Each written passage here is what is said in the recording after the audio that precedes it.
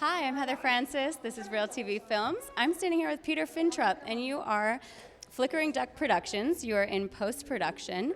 You worked on the film Spark. We're here at the premiere tonight. Can you tell us a little bit about how you got involved with this project, but also a little bit more about how you started your own production company? Sure, of course. I met Nicholas through Recon Productions. I'd worked there as an editor doing all kinds of things, color correction, sound mixing, cutting, and this was the first indie dramatic film that I had the chance to cut. I'd cut on other projects, but this was the first one that I got to work on with him.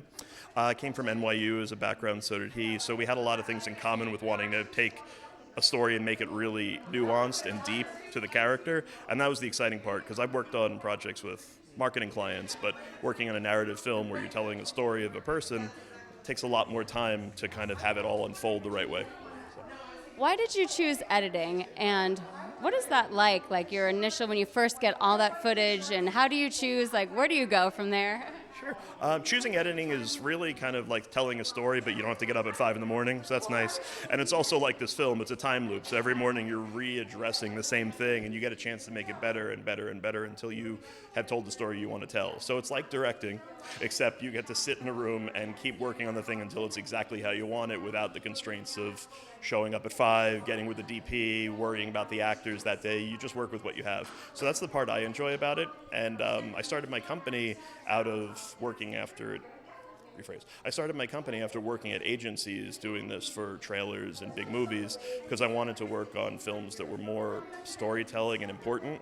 I think indie film is about kind of not the budgets, but it's more about the nuance of the story and having that out there so that people have something to see that's different and they learn from.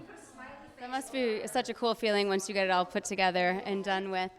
Now, what is different from when you first started editing to nowadays, plus with AI? Give us a little bit about that. Yeah, I mean, the world has changed. When I first started editing, you had tons of people working with film and working with video, and then you had digital revolution. A lot of people lost jobs, and now with AI, you're going through another resurgence of like a renaissance where content creators can do a lot on their own. So you can be an interviewer and you can be a filmmaker who also has the benefits of getting your stuff transcribed by the computer, having an early cut match your script because AI can do that now.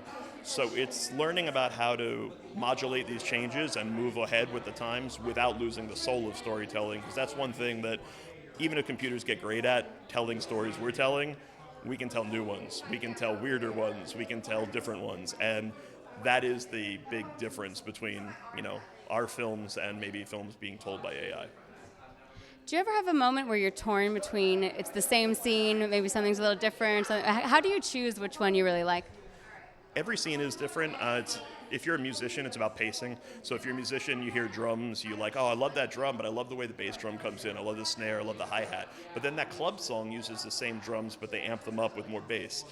It's the same thing in a scene. You have a cut where you're like, oh God, that woman's face is amazing. She's giving us everything we need, but something about her body doesn't read real. Like she doesn't seem like she's stressed or urgent.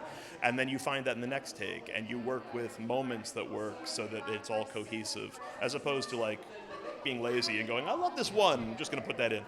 It's about finding every best moment for every other best moment.